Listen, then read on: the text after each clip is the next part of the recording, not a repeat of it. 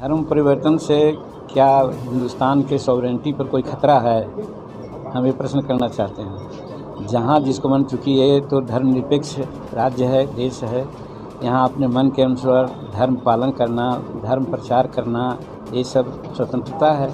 तो वैसी परिस्थिति में कौन कहाँ जा रहे हैं, ये कोई समस्या का विषय मेरे समझ से नहीं है। इसका मतलब है ना कि जिस घर में हम हैं, अगर घर में मान मर्यादा इज्जत नहीं है और कहीं दूसरे जगह मान मर्यादा इज्जत मिल रही है, तो स्वाभाविक लोग जा रहे हैं। इसलिए जिस घर में हम हैं उस घर के मालिक को समझना चाहिए कि आखिर क्यों जा रहे हैं। ये उनकी नादानी है या उनकी कमजोरी है कि घर से बाहर कर रहे हैं।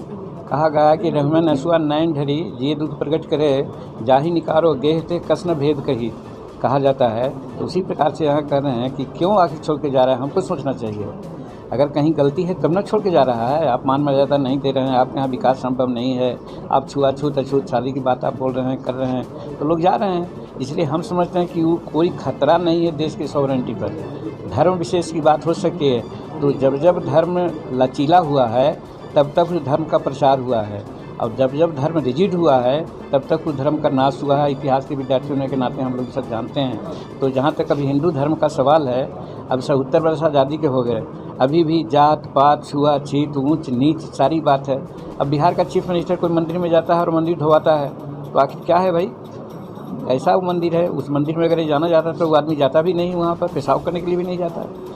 लेकिन जब ऐसा कर रहा है लोग, तो आखिर क्या कर लोग सोचेगा। इसलिए जो धर्म के पुजारी हैं और धर्म के जो अपने को समझते हैं कि हम ये हैं, अपने में सुधार लाने का प्रयास करें, तभी धर्मांतरण रुकेगा। उनको प्रतिष्ठा नहीं मिल रही है, मान मर्यादा नहीं मिल रही है, विकास नहीं देख रहे हैं, तब न वैसा कर रहे हैं। आज झारखंड का उदाहरण हम लोग देते हैं। अभी पहले डिस्कस कर रहे थे कि जितना आदिवासी वहाँ जो धर्म परिवर्तन कर दिए, तो IAS IPS और सब गवर्नमेंट सर्विसेज में है, और जो हिंदू धर्म किया है वो बहुत कम है।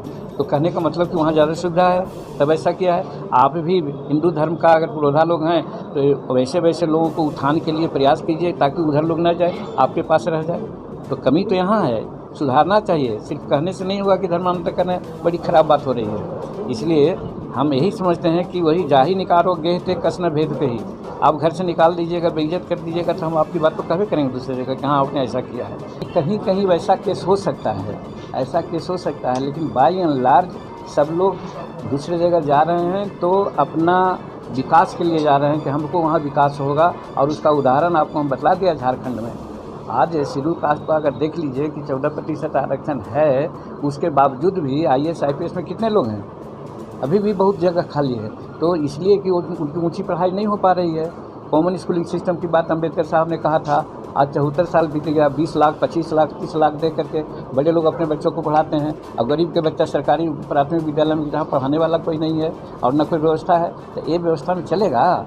इसलिए व्यवस्था ठीक कीजिए, सबको बराबर कीजिए। संविधान में समानता का अधिकार दिया गया है, उस अधिकार पर चलिए। कॉमन स्कूलिंग सिस्टम कीजिए, राष्ट्रपति का बेटा हो या भंगी का संतान, सबको शिक्षा एक समान कर दीजिए।